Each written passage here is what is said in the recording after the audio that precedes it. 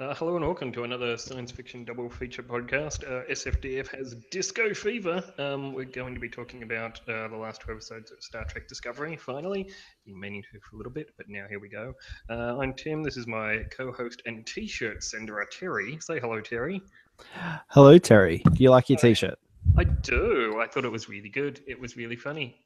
A morbid joke about gravity and hurling children into the great beyond, which was tremendous. Um, I haven't worn it yet, but I will. Does it fit? Or would it Uh, fit? yes, it would. I'm pretty easily t-shirted in the general scheme of things. I just kind of, I just kind of have them. Well, that's good. It'll be fine. No, what could go wrong? Um, right. Do you want to talk about a Star Trek or two Star Um, Treks? two Star Treks in particular. Yes, it's gone well for us this whole fortnightly thing because we got what was basically a two-parter. We got and now let's all mangle the Latin language, but that's okay because it's dead. Sivi Passum Parabellum is the first of the episodes we'll be speaking about, which then led directly into the Forest I Go, which is also a good episode and much easier to pronounce for me. I quite liked both of these. I thought the first one, CV Passum Parabellum, is a very, very strong episode of Star Trek. I think it's a really good let's go to a planet and find a spooky mystery, and somehow that leads to a dilemma episode, which I thought was fantastic. Also, a really great character moment for Saru, sort of focusing on this character who's had a whole lot of potential but hasn't really been in the limelight that much. Um, yes, I generally speaking thought it was fantastic. Did you like it? Yeah, and you got to see Saru run, and it was really creepy. Yeah, he's quite scary when he goes a bit nuts. Generally speaking, they go to this planet Parvo um, to set up some sort of Klingon spaceship detector. But then Saru kind of realizes that if sort of is quite taken with the natives, the people of this planet, and the planet in general, and tries to stop Burnham and Ash Tyler from completing their mission. And he's genuinely quite scary when he's doing this, when he's angry, because he's giant and enormous and really, really fast and really, really great. Um, so I quite like that. I thought that was solid. Yeah, he's genuinely quite spooky in this. I thought that was really good. Yeah, and most of this stuff happened on the planet. I don't remember a great deal of stuff happening on the spaceship. Nothing of utter importance, anyway.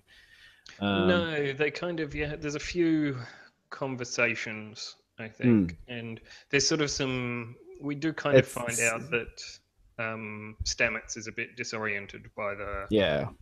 the drive, which will becomes much more relevant in the next episode. But we'll get to that in a minute. Oh, let's get to that now. Oh, Um, okay. Yep, hit me. no, like just how he's disoriented, and he, like the first thing you see in this episode of him, he gets out of the mushroom chamber. I can't think what they call it, the spore drive. It doesn't really have a name. We'll just call it the Mushroom Chamber. Okay, he gets out of the mushroom chamber and he looks at Cadet Tilly and he went, "Captain, what are you doing down here?"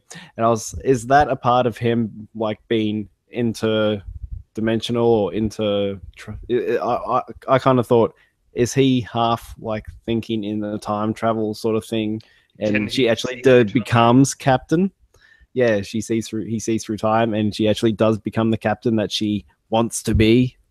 I mean, yeah, I don't know. I think it's really, really clever that they've kind of invoked that. I mean, I'm sure that was a conscious decision to try and call back to that moment in the third episode where we find out that Sylvia Tilly, wants to become a. It kind of bugs me that everyone calls each other by their last name, even though they're friends in this, I've noticed. So I'm trying to call everyone by their first name. I don't know why, but somehow that's my response to that. Anyway, um, yeah, it is. It's a very good callback and a very quite a deliberate callback to that. And I don't know if there's a definitive answer whether he's seeing through time, which I guess he probably is, given the events of Magic to Make the Sanest Man Go Mad. But I'm not sure. I think it's sort of subtle. It's not so obvious as that to me. But I thought that was a really good inference. I thought it was a really clever little moment. Yeah. I don't know if I like the relationship that's blossoming between Michael and the Ash security Tyler. guy. Yeah. Shazad Latif's Ash Tyler. I really like Ash Tyler. I think he's a fantastic. He's a nice man who's very tall with an unfortunate neck beard. But I really like that character. I think this is a. I think it's quite a solid way to go, right? And I think I like him, so I'm happy for them to develop to have a relationship. I'm not that invested either way, but I think I'm quite happy. What do you not like about that aspect of things?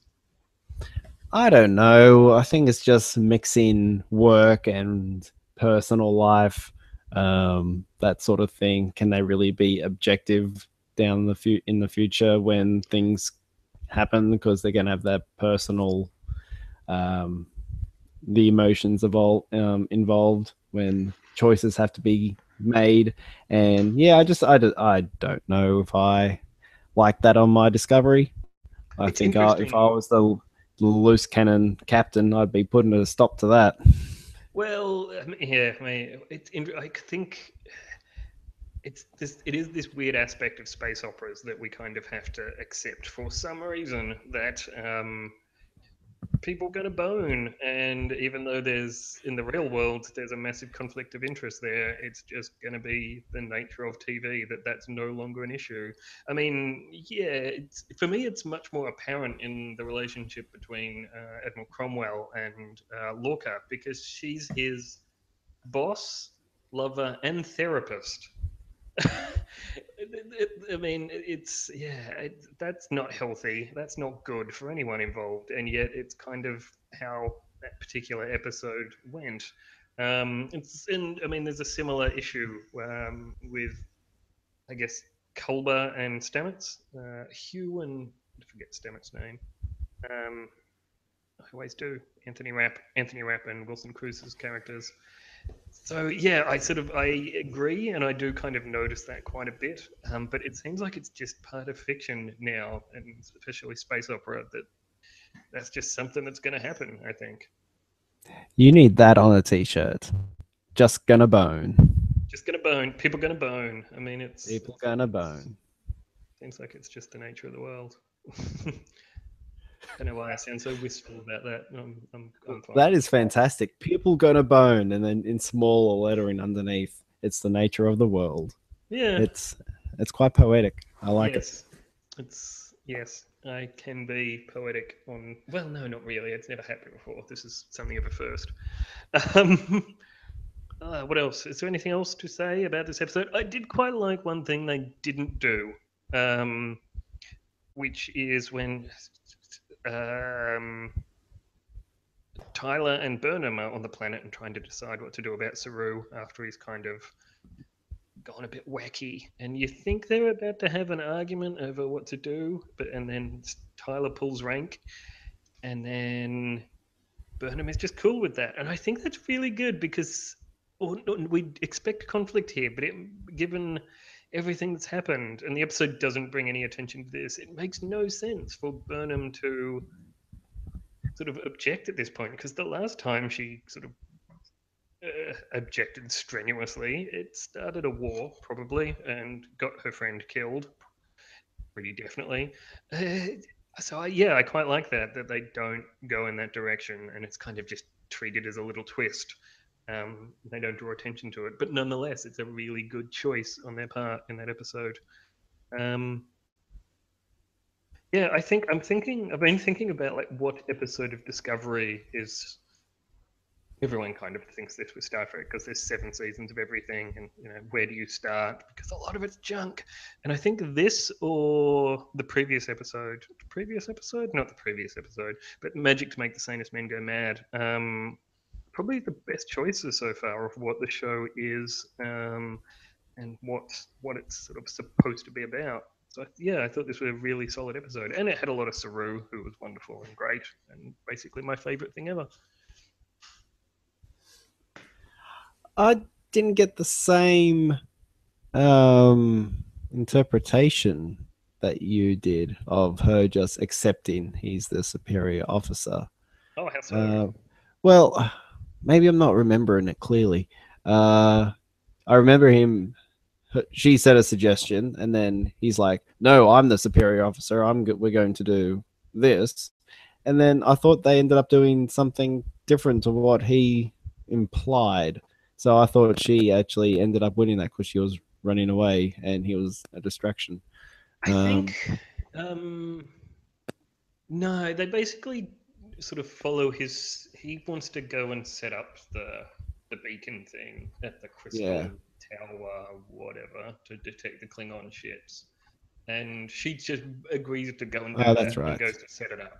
And then after that, things go a bit different because Saru sort of turns up and starts bashing stuff up. So it's a little different in that regard. But so it doesn't. What he suggests isn't exactly what Mm. happens, but she does nonetheless go along with it until it's no longer the best idea. Yep. Okay. Yep. Yeah. I'll give you that. Yes. Cool. All right. So that was yes, that was CV Passum Parabellum, which translates Episode 8. as yeah, episode 8. Oh, that's a better way to do it. Translates as if you want peace, prepare for war. Um, I guess is relevant. And then it leads directly into the forest I go. Um, Yeah, we've lucked out a couple of times with doing these fortnightly that they've yes, just kind of ran into each other, um, which was just very kind good. of I had think episode we've 2 and had 3 two. did the same thing. Uh, I well, think there that were the did a first similar two. thing. Yeah, there were the first two, and then the series kind of started again. So that worked out quite well. Yeah, yeah, that's right. Go us. Let's keep doing it this way. But yes, into the forest I go. I thought it was good. I thought it was a good finale. It's a very space opera-y story. Things sort of come to a head quite a bit. After the events of the last episode, the Discovery has to defend the Parvens from the Klingons who are coming to the planet. Um, they have to do it in a quite ingenious manner. Um, it's really strong in some regards, in some very specific regards. Did you like Into the Forest I Go? Yeah, uh, things got a bit obvious towards the end. Um, it's like I saw this coming. Uh, but for the most, well, even the obvious stuff, I really enjoyed. Um, but how fucked up is Ash Tyler with his rape and sexual harassment stuff from the Klingon lady? It's a really good aspect of the episode. It's very dark for Star Trek. It's never done anything this graphic. I don't think. There's definitely been some emotional trauma, but we haven't seen that much of it. Apart from, I guess, a few moments in Deep Space Nine, maybe. Mm. Um, yes. So Ash Tyler, who so far has been a very nice young man. Following on from the episode that he's introduced in Choose Your Pain, we see a lot more of the fallout of his torture and sexual assault at the hands of Lorel. It's done very, very well. It's definitely a subject that's not real. Male sexual assault is not something that's dealt with by most fiction. It's done quite well here. It's there. It's Yeah, and I thought it was really good for the episode to cover this, and it does make quite good use of Burnham, I guess, at Tyler's breakdown for dramatic effect as well, without being too obvious about it. Um, yeah, it's a very, very solid thing for the episode for this to do. I think it's a very good Star Trek thing for this to do, to take kind of a heroic, a sort of fairly basic, likable and well written and well acted, but basically simple and heroic character and flesh them out in this manner. I think it's done really, really well. Yeah, and I think I do like how they are showing it from like the opposite side of the coin, how men can also be victims. of sexual harassment. It's not only women. So I like that they've done that and they've shown the weaker side of that. Not weaker, but you know what I mean. That because I think they've started to delve into something very topical, but they're still not talked about, like men's mental health and all this. And it's those old school attitudes of, oh, you'll get over it, you'll be fine, she'll be right. And they're actually bringing light. No, people aren't right. And it also it borders on like just mental health, sexual harassment, but also on post traumatic stress. So a lot of stuff that like soldiers are coming back from war with, similar sort of stuff. And I think that's very good of Star Trek Disco. Good work. Yes, it's good. It's a good Star Trek thing to do, to address the things that are going on in the world in such a manner. What else happened in this? A lot goes on here. There's a lot going on because what we've just discussed, which is certainly sort of the dramatic highlight of the episode, takes place during a daring mission to attack the Klingons, so we get more of the Klingon plot. I haven't liked the Klingon plot so far. Not much has really happened. I like how they talk in Klingon. I kind of do as well, because I can do funny impressions of it. They like that all the time, and it's wonderful. I thought you were just clearing your throat or trying to get up a piece of prawn that's gone halfway down. Well, who can say? Maybe that's what's wrong with the Klingons. Maybe they've all eaten too many prawns, and now they're all antsy, and therefore there's a war. Ants and prawns. It's sort of been this weird space politics, but it hasn't been that interesting because there hasn't been that much of it really. It's taken a back seat to the captain. I think the captain and Michael. It's kind of like there's a war on, but it's kind of intensifying what Star Trek has normally been about, rather than being the point of it. There's a lot of times when sort of the fact that they have a war to fight has just added urgency to these stories that are otherwise variants of good Star Trek standalone episodes. So I think that's done quite well. And now that we've seen a bit of it, I'm kind of settling into watching the show in that manner, as if the ongoing story isn't necessarily the most critical thing at any given time. I think that's quite good. I think that's a good way to address it, and it does let you have those episodes that you can sort of say, well, this is representative of what the show is.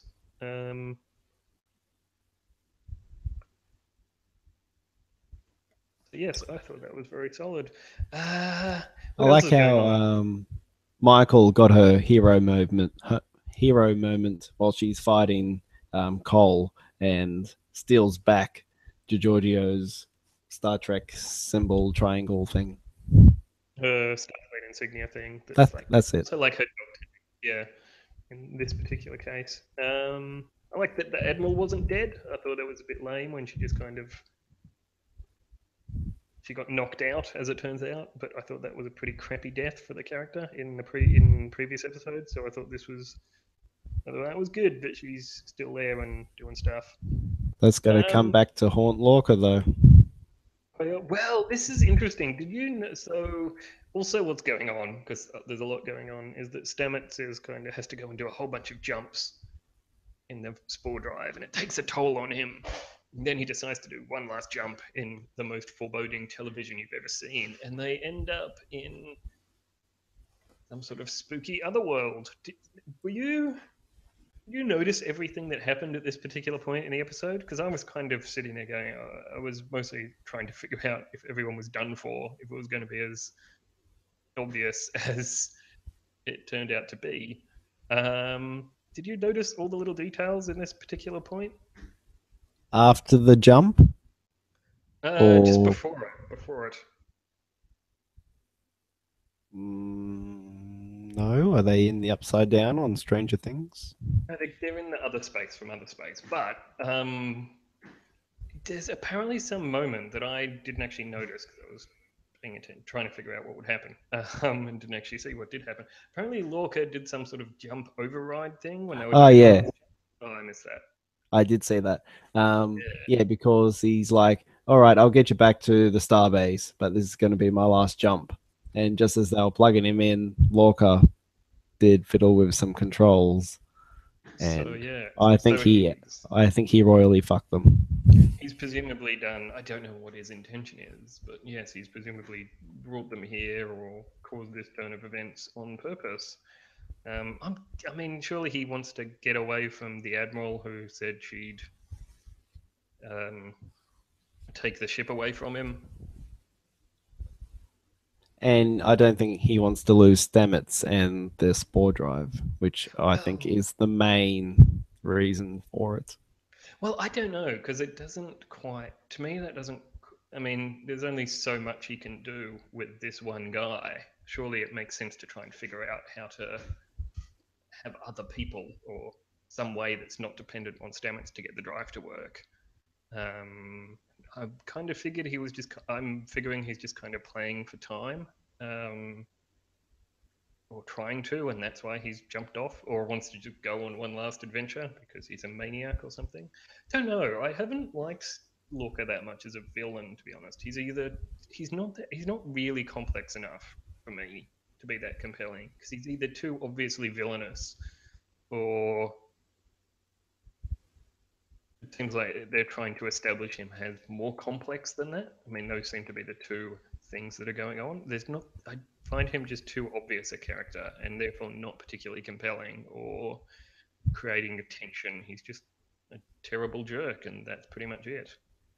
I don't know. He had me scratching my head, wondering whether he jumped back. Like he gave him time, like in the last episode, he gave him time to. Oh, it could be this episode. Sorry. Um, find a way to save the Parvo people, and then like spore drive back and jump back. But did he do it to save the Parvo people, or has he done it because he could get a good swing at the Klingons? I think. I mean, So I yeah. I think he's. I don't think his actually. Yeah, I would not, from my understanding of this character, say he's that. Um, he wants to save the planet out of the goodness of his heart. I think he either wants to end the war or he just wants the glory of killing this one extra Klingon ship single handedly, blah blah, because that's how good Lorca and the Discovery are. I feel like that's certainly the implication. yeah, but I don't know. For a moment there, he seemed genuinely caring about these people, but then it was in. Well, let's just blow up the ship. Mm, he did it for that. I think he kind of yeah, I think he must have like a twisted understanding of things where we're like he thinks I suspect that it'll turn out that he finds that what is the most self-serving he can justify what is actually the most self-serving as beneficial in some twisted way to the greater something the greater good, even though that's clearly bonkers and he's a madman and we're all just waiting for someone to shoot him. I'm not. I like him. Yeah, he's not that compelling. I'm kind of just want everyone to like hurry up and just punch him and then get on with dealing with their own personal stuff. I don't like the personal stuff. It's boring. Well, it's more substantial, I would have said, than a sleazy Jason Isaacs man. I guess we'll have to find out. Yeah. I mean, yeah, like there's definitely I want to watch the next season, the next half of the season. Yeah, yeah, it's very gripping television, Yeah, and I'm sort of yeah. I guess I'm just talking about my impressions as of now. If I'm willing to give them the benefit of the doubt that in the remaining episodes of this season one, they'll pull out something regarding Lorca and something really compelling and interesting. how cool would it be if they actually do travel through time, but go earlier, like back in time, and DiGiorgio is that the ship? Or no, the Shanzu was the ship. Genju, the ship, yeah. Genju and Giorgio are back alive. So But we then meet there'll them be again. another, and then there'll be another Michael and another Saru. Can you handle two Sarus? Yes, I can. I can handle an infinite amount of Doug Jones as a giant alien man with stuff that comes out the back of his head. I don't think that's what they're going to do, but Oh, almost definitely not. But it would be good. Maybe they'll come back in time to 2017, and there'll be a whole bunch of like wacky references. yeah, maybe they might. No, I'm not going to say it. Don't worry. I'm going to wear a pantsuit. No. That'll do. That'll do. That's better than what I was going to say. You'll have to just die in anticipation because I'm not going to say it. Okay. He's definitely going to tell me after we finish recording. So. Yep. Okay. I don't want it on public record though. Oh god, I don't think. All right, all right. Do you want to? Is that basically it? Have we covered everything? Do you have anything more to say about Into the Should we talk Episode about the 8? Klingon Civil War? How the Klingons are dead except for the Lady Raper? Well, are they? I mean, that's those just ones are the ones that leader who was gathering them all, but he had a whole stockpile of dead Klingons in his basement too. So yeah. I maybe thought he's that got was a lot just. of families. I thought that was just where he dumped the bodies, like as. I guess it's just as juxtaposed with Takuvma's sort of Mm. building a coffin ship in which everyone has sort of goes through these elaborate burial rites and gets bolted to the outside of the ship. This guy just dumps them in a hole. That's not nice. No, it's not. Not I at rather all. get I rather get bolted to the ship. Yeah, yeah. I don't know what's going to happen with the Klingons, but I kind of don't care because it's just some space politics. And this one guy's been blown up, so don't know. Maybe I Yeah, guess but maybe old mate, what was the core? Core Vok was the Vol Vok? Vok? no Vor? the albino one Yeah. Vok? Vok. Vok. I want to say Vok. We're going to say Vok and then it'll turn out we're wrong, but I don't care. He's got to come back at some point. Possibly. Yeah, I think so. And like what's her name? Laurel. She still has a lot of power over Ash. Yeah, and Mr. Security Man. there's some implication of I mean, yeah, I don't know. I don't know what's going on there. It seems like there's an implication of more than the abuse that we discussed previously had gone on, some sort of experimentation. We'll have to just Or see how that. brainwashing. Yeah, we'll have to see how that plays out. I think. Hmm. I'm not quite sure. So yes, I'm intrigued. I have kind of like the Klingon Civil War, but again, it's taken a back seat to everything else, which has been kind of annoying because you're like, why should I be caring about this? But we've already gone over most of this. Yeah, it is. It's a thing you have to keep track of, even though I'm pretty sure it added up to about 15 minutes of screen time in the whole half season we've already seen. Well, that's good. The shooting's all over in one day. They don't Yeah, have and you to don't keep have getting to. Klingon made up. That's true. Maybe. I don't know how TV works at all, but that's probably how it works, almost definitely. All right. Okay. Let's on that ridiculous speculation. Is it time to wrap up? Have you any final thoughts? My final thoughts for the day are no, I've got nothing weird to say. Don't worry. Okay. Fair enough. I'm just looking forward to the next bit, which airs in early January, I think. It starts up again. So we're on a mid-season hiatus, and then the next episode, which is called "Despite Yourself," will air on the 7th of January. So that's exciting. All right. So yes, if you want to read our main blog, it's at sfdfmoviereviews.tumblr.com. We're on Facebook at facebook.com/sfdf. If you want to find us on Twitter, we're at facebook.com/science fiction double feature movie reviews, aren't we? I don't think so. Okay, I we're think at I changed it. facebook.com/sfdf movie reviews. That's right. And we're at Twitter at SFDF Movie Review, singular because of limitations. If you want to find us, if you just want to listen to the podcast, where you can find it on SoundCloud at soundcloud.com/SFDF or wherever good SoundClouds are found. It's also on iTunes, just search SFDF, or on YouTube, just search SFDF. If you want to email us, you can get us at inspace.no-one-can-eat-ice-cream@gmail.com.